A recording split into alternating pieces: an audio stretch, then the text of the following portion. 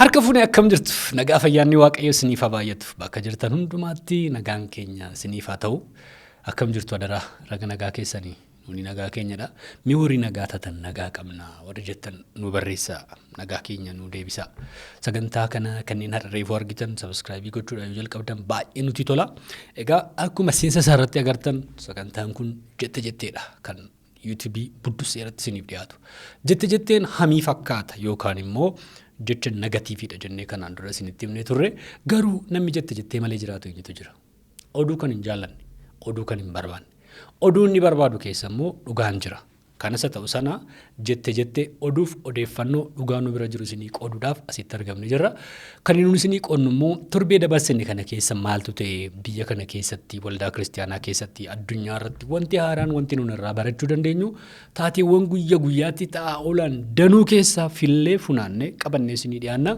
kan torbee kanaas kunoo jalqabneerra an gammachiisummaa Booranaati ana wajjin immoo gulaalaa fi akkuma kanammoo kaameeraadhaan kan na wajjin jiru obboleessi keenya Abdiis Aggaayetii galatoomittiin jechuun barbaada kanneen nu daawwattan subscribe gootan namootaaf qoodan hunduma keessanis galatooma isiniin jechuun barbaada jalqabee ragaa jetteen keenya kabajamtoota daawwattoota keenya taateewwan torbee dabarsine kana keessa ta'an keessaati sadan arfan tokkoon qabadde isiniif dhiyaadhe har'a akkuma beektan egaa biyya kana keessatti addunyaa irratti wantoota baay'eetu ta'a dhimmoota baay'eetu raawwatama isaan keessaaf illee isiniif ta'a isin madaalaa dhaga'uu qabdu dirqama kan jennu qabanneetu isiniif dhiyaanna inni jalqabaa torbee dabarsine kana keessa kan ta'e kan namoonni baay'een dinqifatan garuu odeeffannoon isaa namoota baay'ee bira kan hin geenye tariitii ganaa kan ga'u kan baay'ee murteessaa ta'e tokko Waldaan Makaana Yesuus waldaa qaala hiyootii faana bu'uudhaanii ejjennoo qabdu waa'ee tajaajila waldaa ishee keessa jiru waltajjii ishee irra jiru ibsa tokko laatteetti ibsi kun namoota baay'ee dinqifachiiseera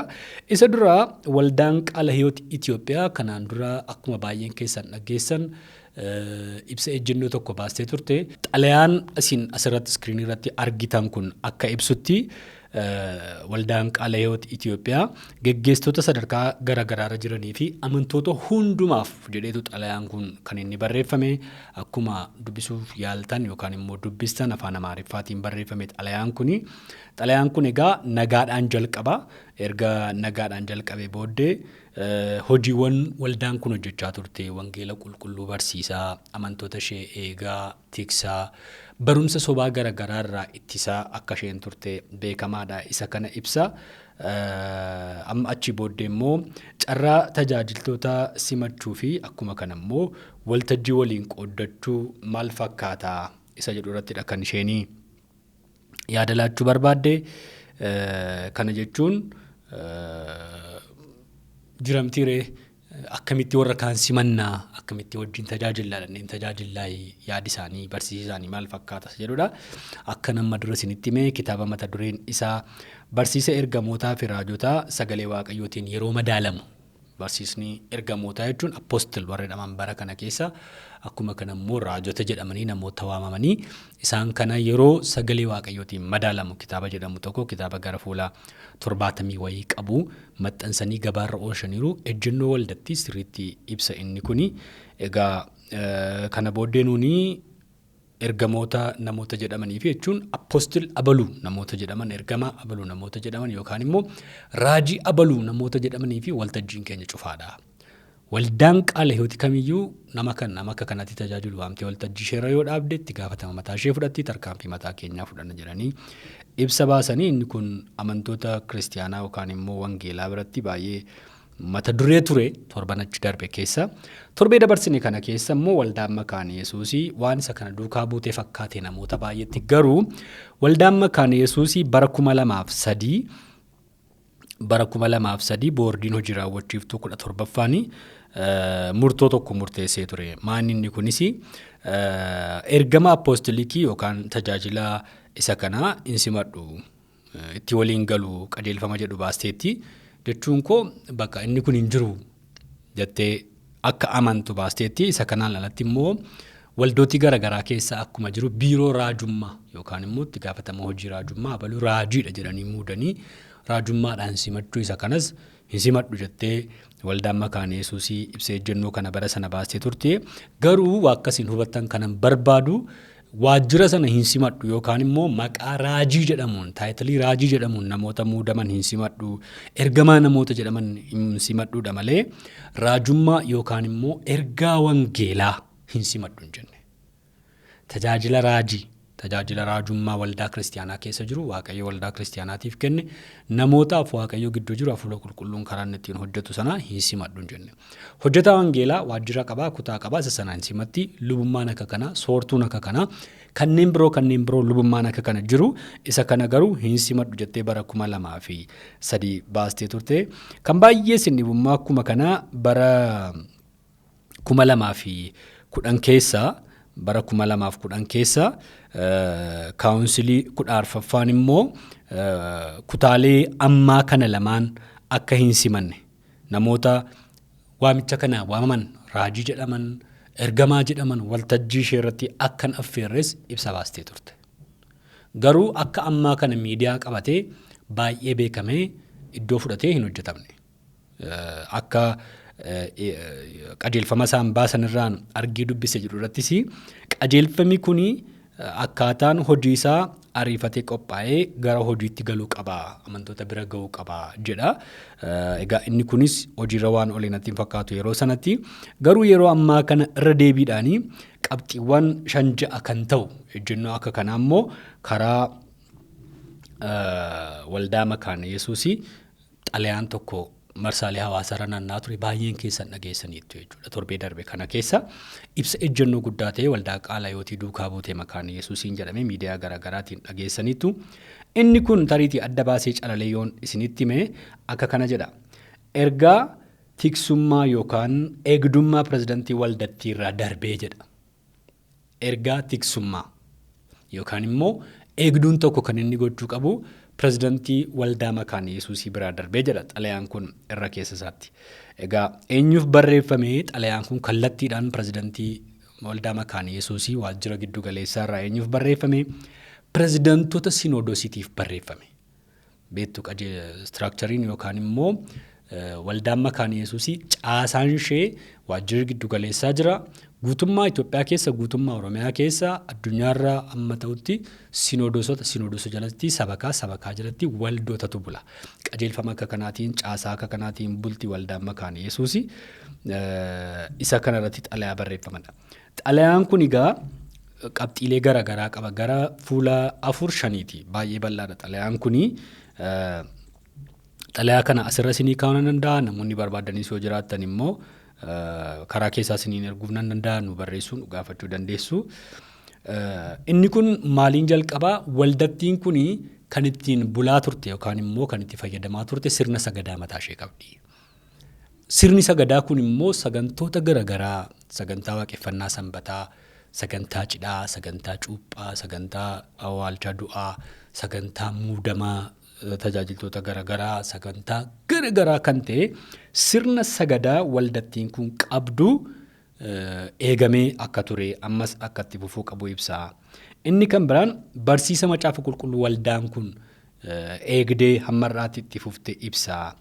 Isa kanaan alatti saba ishee barsiisa sobaarraa eeguudhaaf adeemsa waldaan kun qabattee dhufte hammarraatti ittiin deemtee dhufte isa kana fa'aa kaasaa. Waldattiin kun bu'uuraalee amantii fi sirna sagadaa dhalootatti baratti darbaa dhufe kana akka qabdu. Inni kun garuu amma haalota garaagaraatiin akka laafaa dhufe waldoota keessa sagantoonni garaagaraa siistamiin garaagaraa akka galee jeeqaa jiru isa kana erga ibsanii booddee sirni kun yoo amma hin eegamu ta'e yookaan immoo caasaan kun amma hin eegamu yoo ta'e pirezidantoonni warri sabakaarra jiran warri waldaarra jiran sirna kana hin eegsisan sirna sagadaa kana hin eegsisan yoo ta'e akkaataa waaqeffannaa kana hin eegsisan yoo ta'e gara fuulduraatti maaltu ta'uuf akka jiru sodaa jiru ibseetu ejjennoo qabu immoo ibsa. Kana booddee waldaa kana keessatti wantoota yookaan tarkaanfiiwwan fudhatamuu qaban tokko immoo ibsa.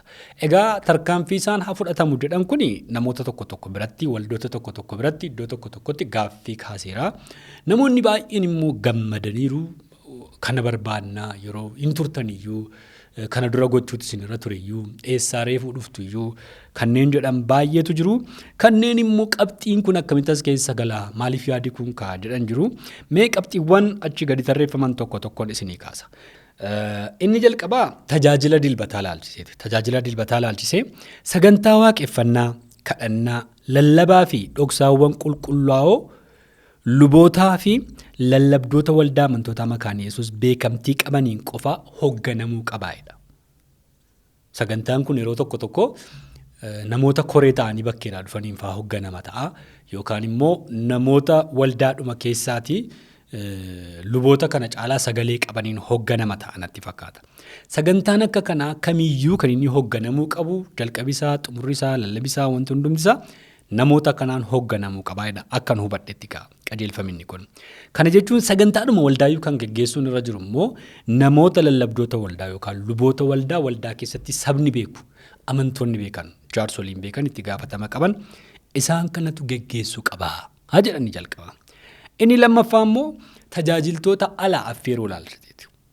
Tajaajiltoota alaa affeeruu jechuun waldoota kan biraa keessaa waldaa Makaana Yesuusiin ala waldoota ta'an keessaati. Tarii ibsi ejjennoo kun akka inni ba'u kan godheyyuu waldoota Makaana Yesuusii tokko keessatti rakkoowwan uumaman irraa ka'eetu inni kun akka ba'u ta'e natti fakkaata. Akkan odeeffannoo isaa qabutti waldaa akkasii yoon jedhee maqaa dha'uu dhaabaadheyyuu namoonni tarii beektan jirtu. Kanaa booddee tajaajiltoota waldaalee amantii biroo yookaan denominations irraa dhufan lallaba irratti akka hin hirmaanne dhorkameeraadha. Waldaa kan biraa denominationii kan biraa keessaa dhufanii waldaa Makaana Yesuusii waltajjii ishee irratti lallabuun dhorkameera jechuudha. Kana booddee eenyutu lallabaa? Waldaa Makaana Yesuusii isa tokko keessa gara isa tokko dhaqee lallabuu danda'a, barsiisuu danda'a. Inni kun immoo rakkoon isaa maayinni barsiisa doktrinii, ti'ooloojii yookaan immoo hubannoo kabaja yookaan akkaataatti waldattiin dhufte warri bakkeedhaa dhufan kun kan waldaa Makaana Yesuusii wajjin wal fakkaataa hin qabanii. Barsiisa adda addaa, shaakala adda addaa gara waldaatti fidaa jiru. Isa jedhu sodaa akkasii natti fakkaata. Kanaafidha sila adda ba'ee raajota warra jedhaman apoostil yookaan immoo ergama warra jedhaman jala muranii adda baasanii waldaan kun beekamtii sillaattuu hin hirmaachistus kan isaan jedhan. Inni kan biraan sadaffaarra jiru dubbisa Macaafa Qulqulluuti. Egaa baay'een keessan akkuma beektan waggaatti kaalaandariidhaanii keenyan irratti yookaan girgiddaa irratti maxxanfamu, boorsaa keessa kaa'amu, akkuma kana immoo ajandaa garaagaraa irratti waldaan Makaana Yesuusii waggaatti ajandaa maxxansiistii, tajaajiltoonni, luboonni, namoonni baay'een isa kana hin beeku, hin qabatu, hin fayyadamu. Isa sanarraa sanbata yeroo hundumaa luqqisiin dubbisamu luqqisii sadiitu jira. Inni kun kakuu moofaa keessaa luqqisii tokko, kakuu haaraa keessaa luqqisii tokko, sadaffaa irratti immoo wangeela keessaa yeroo hundumaa luqqisiin tokko hin jiraata. Macaafa Qulqulluu keessaati yeroo hundumaa luqqisiiwwan kun sadan dubbifamuu qabu. Tarii gaa hin beeku waldoota Makaana Yesuusii tokko keessatti inni kunis hafeera natti fakkaata. Tariitii jira yookaan immoo hin jiru. Isaan odeeffannoo isaa qabu kanaaf ibsa ejjennoo kana baasanii yoo danda'ame immoo lallabii guyyaa sana lallabamu waldaa sanatti namni lallaba sana qopheessu luqqisiiwwan kana sadan keessaati tokko fayyadamuu qaba. Tuutti fayyadamee baay'ee gaariidha. Kun immoo maaliif fayyada?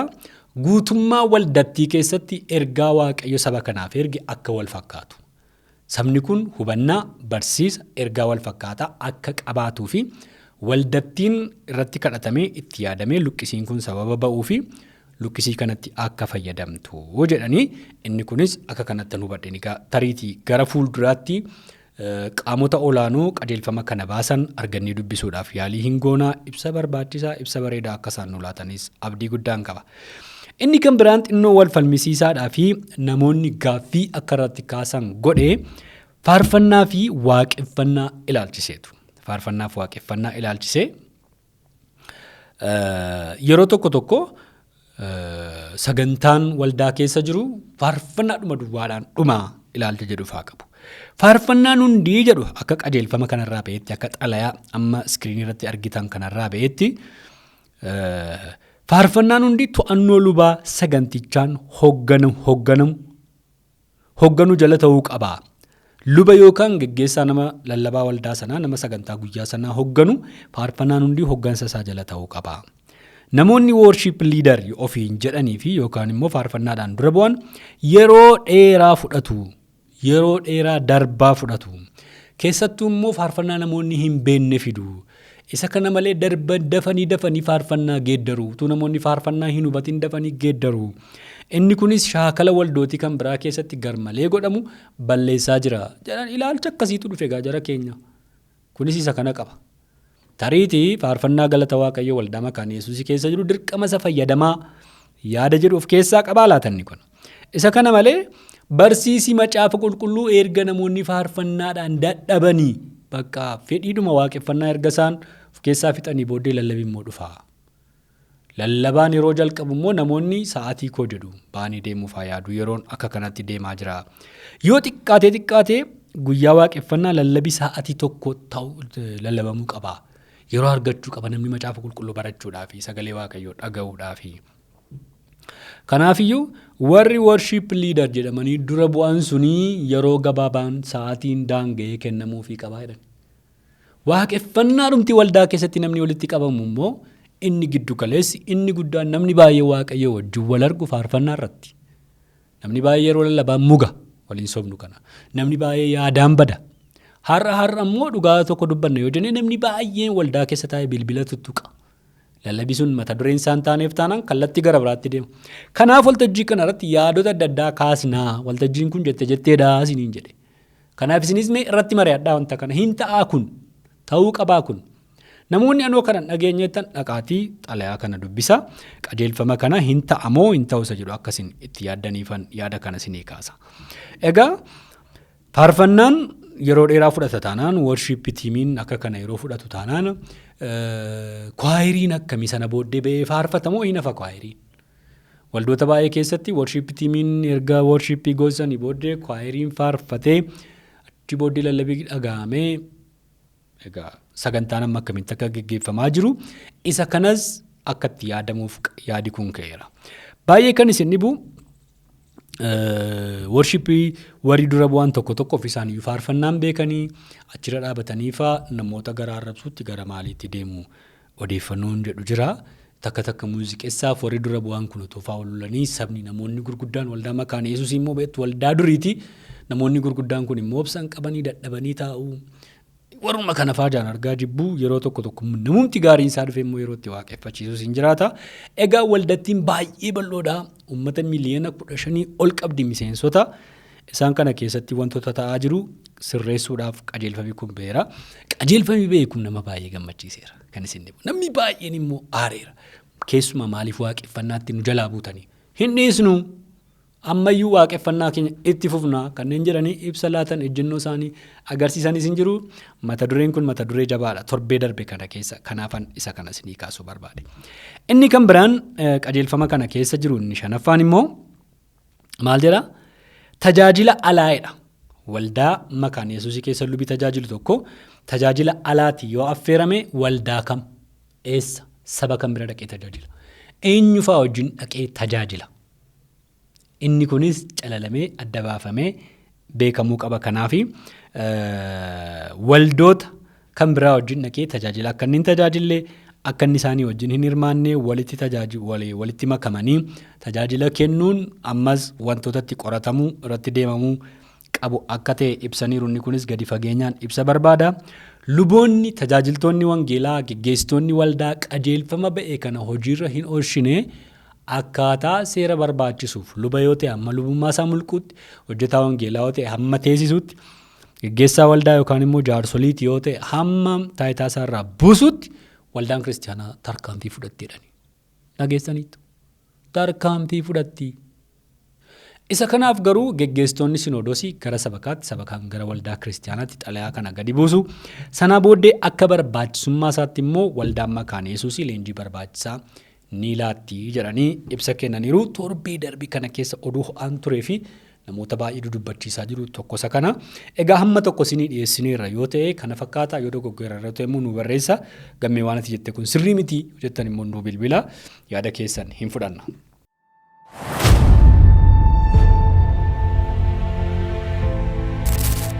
Haa ta'u kabajamtoota daawwattoota keenyaatti fufneerra. Egaa kun jetteen oduuf odeeffannoo torbee darbe kana keessa dhageenye isin biraan ga'uudha.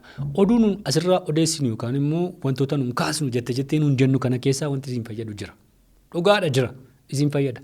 hin sobdu malee immoo baay'een keessanii hin jaallattu oduu akka kana. Maaltu jedhamee maaltu jiraatanii bilbila keessan irra galtanii oduu barbaaddu.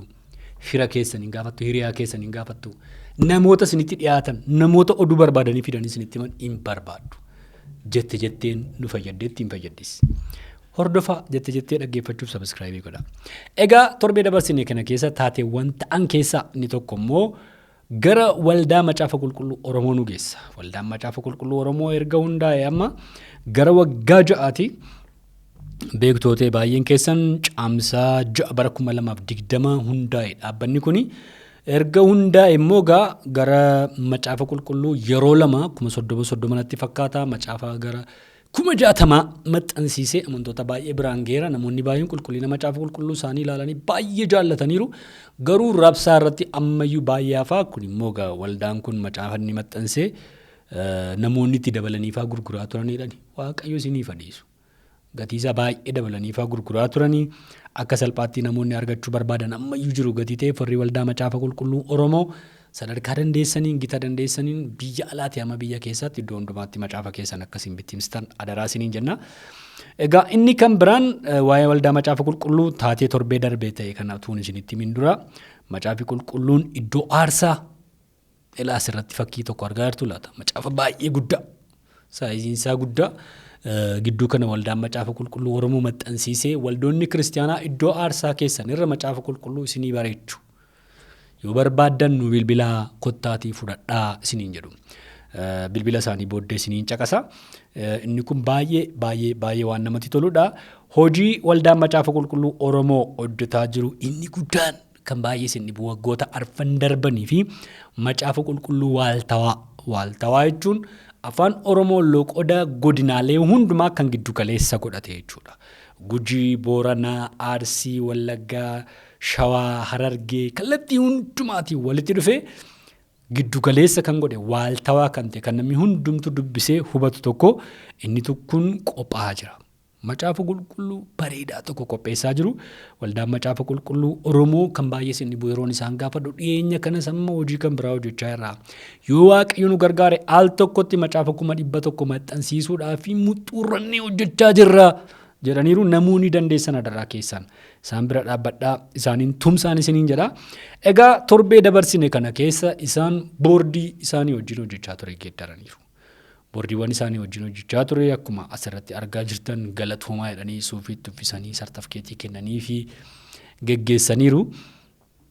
Sagantaa kanarratti faarfataa Phaawulos Tagany faarfannaadhaan akkuma kanammoo lubi Dr. Gammachiis Dastaa Buuba sagalee Waaqayyoo qooduudhaan isa kanarratti namoonni waldaa Macaafa Qulqulluu Oromoo kallattii garaagaraatiin tumsan kanneen akka obbo Shaaqaa, Injiinar Taliilaa, namoonni injiinaroonni garaagaraa maqaan isaanii asirratti caqasni argamaniiru. Isa kana malee kaawunsiliirraa walitti qabaan argamaniiru. Akkuma kanammoo gumii dhaabbilee amantaa Oromiyaarraa keessummoonni argamaniiru. Keessummoonni affeeraman hundumtuu argamanii egaa namoonni haaraan boordii ta'an immoo kan baay'ee isin dhibu godinaalee Oromiyaarraa hundumti iddoo garaagaraarraa jechuudha. Booranarraa, Gujiirraa akkuma sila isiniin jedhe akkuma macaaficha waalteessaa jiran Wallaggarraa, Shawaarraa kallattii garaagaraarraa guutummaa Oromiyaarraa boordii filataniiru. Boordii kana duukaa immoo kan isin dhibu namoonni kun waldootii garaagaraarraa guutuu Waldaan Makaana Yesuusirraa waldoota adda addaarraa namoota ta'an filataniiru. Kan baay'ee isin dhibu koreen filachiistuu erga filamee booddee naan jedhani ji'a 3 fi namoota garaagaraa seccaa ture. Namoota boordiitti dabalaman gara namoota 38 erga filanii booddee namoota 38 kana keessaati nama 9 duwwaa filameedhaan. Nama 9 duwwaa. Garuu boordiin immoo baay'inni isaanii namoota 12dha. Namoota 12 keessaa immoo namoonni 3 warra duraan darbetu hojiiwwan turan yaadota turan akka itti fufsiisaniif warra kanatti dabalamanii egaa waldaan Macaafa Qulqulluu Oromoo boordii haaraa filateera. Tarii waa'ee waldaa Macaafa Qulqulluu Oromoo kana caalaa beekuu yoo barbaadan immoo Feesbuukii qabu, Telegiraam gruupii qabu, TikTok akkaawuntii qabu, yuutuubii qabu dhaqaatii warra sana fooloo godhaa, sabiskiraayibii godhaa isaaniin tumsaa.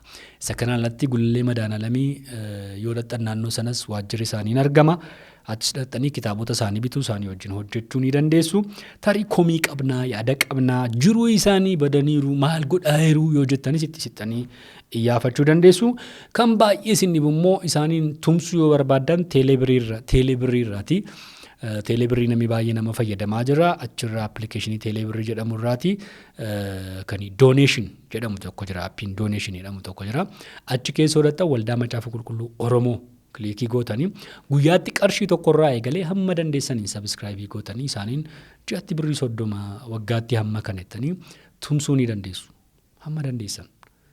Birrii 5 guyyaatti yoo tumsitan meeqa akka dhufu beektu gatii ta'ee fi egaa akka isaaniin tumsitan adaraa isiniin jenna.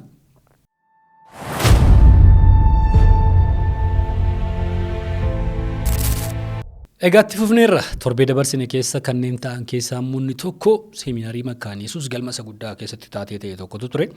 Inni kunis maayinii ministirii Holistic Bible Based Generation jedhamu tokkotu beekamtii argatee namoota baay'ee waamee kottaa mootummaa biraa beekamtii argadheera ayyamaa barbaachisu baaseera kanaaf waaqayyoon naa galateeffadha na tumsaas jedhee waamee ture.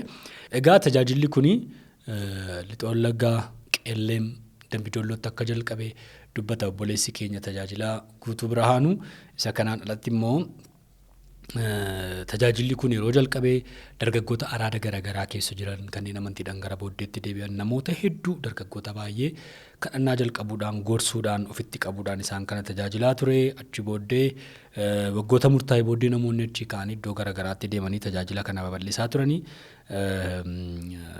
Egaa tajaajilaa guutuunis immoo babal'achuu sagantaa kana duukaa shaggar alamganaatti dhufee sagantaa kana achitti jalqabee ture. Sagantaan kun egaa waldootaa wajjinidha kan inni hojjechaa ture. Ji'atti al tokko yeroo kadhannaa bultii qabu turanii baay'ee kan isin dhibu. Achuma alamganaatti immoo waggoota booddee mooraa kireeffatanii namoota garaagaraa dargaggoota ijoollee karaarratti kufan kaasanii gargaaruu barsiisuu irra caalaa ammoo waggoota dabarsan kana keessatti Finfinneef naannoo isheetti dubartoota mana bunaa yookaan immoo kanneen qaama saala isaanii gurguranii jiraatan jiramtiiree kanneen namootarraa baay'ee qollifaman isaan kana halkan kana keessa gatii baasanii deemanii isaan kanaaf dhugaa ba'aa turaniiru. Yoo baay'atee lakkoofsa isaanii kennanii gara namoota 2,000 oliif dubartoota ijoollee durbaa 2,000 oliif wangeela gooftaa Yesuus Kiristoos dhugaa ba'aniiru. Isaan kana keessaa namoonni 680 gooftaa Yesuus Kiristoosiin akka fayyisaa lubbuu isaanii godhatanii akka fudhatan dubbatu. Dhugaadha waaqayyoof galanni guddaan haa ta'u dargaggoonni cichanii hojii akkasii irratti hojjetan jiru waaqayyoof galanni guddaan haa ta'u. Isaan kana immoo mooraa kireeffatan kana keessatti fidanii xiinsammuudhaan akkuma kanas immoo hafuuraan barsiisuudhaan ogummaa barsiisuudhaan yeroo 2 eebbisiisaniiru. Isaan kana keessaa immoo gara nama 30 olii kan ta'an ammayyuu hojii dhaabbataa mataa isaanii qabaatanii waldaa kiristaanaa tajaajilaa jireenyi isaanii geeddarame akka isaan jiraachaa jiran ibsaniiru. Isa kanaan alatti yeroo ayyaana garaagaraatti yoo xinnaatee nama 100 hin nyaachisu hin uffasu. Akkuma kana immoo manneen sirreessaa garaagaraarra deemanii hin tajaajilu. Mana sirreessaa kana yeroo deeman immoo uffata saamunaa moodeesii wantoota barbaachisan fuudhanii deemanii warra kana hin tajaajilu. Waldoota kiristaanaa wajjin ta'uudhaanis immoo sagantoota garaagaraa hin qopheessu. Sagantaa kadhannaa garaagaraa hin qopheessu. Ammas immoo yoo isaaniin argachuu barbaadanii alamganaadha. Waajjira mataa isaanii qabu. Isa kanaan alatti immoo Jamoo Mikaa'elii waldaa guutuu Wangeelaa naannoo sana jirutti yeroo kadhannaa qabu. Isaanis egaa gaafa 15/9/2018 guyyaa galateeffannaa fi yeroo beekamtii argatanitti kottaan wajjin tajaajilaa nutumsaa namoonni karaarratti kufan dadhaban baay'eetu jiru. Isaan kana walii wajjin tajaajilaa jiranii. Sagantaa dinqii tokko qabu turanii torbee dabarsine kana keessa taatee ta'e keessaa inni kun immoo isa tokko ture kabajamtoota daawwattoota keenya. Dhumarratti egaa baay'ee kan isin dhibu biyya raasaa kan ture addunyaa raasaa kan ture yeroo dheeraa booddee dheebuu meeqa booddee deeggartoonni Arsenaal waancaa argatanii biyyatu jeeqame waan ta'e hin beekne ta'e.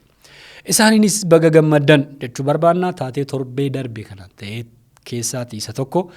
Sababiin isaa tajaajiltoota baay'eetu faarfattoota baay'ee namoota baay'eetu Arsenaaliin deeggara kan ammoo beekna karaa keessa luboonni baay'een illee tiishartii Arsenaaliin uffatanii artiitti jecha akka isaan oolan argineerra. Garuu wanta taajjabne qabna kanaa wajjin wal qabate iddoo garaagaraatti qaluudhaaf nyaachuudhaaf dhuguudhaaf qarshii baay'eetu walitti bu'eedhan. Kutaama biyyaa magaalota baay'ee keessatti qarshii yaadamne danuutu walitti bu'ee. Mandararra deemanii suuqiirra deemanii qarshii baay'eetu funaanameedhan.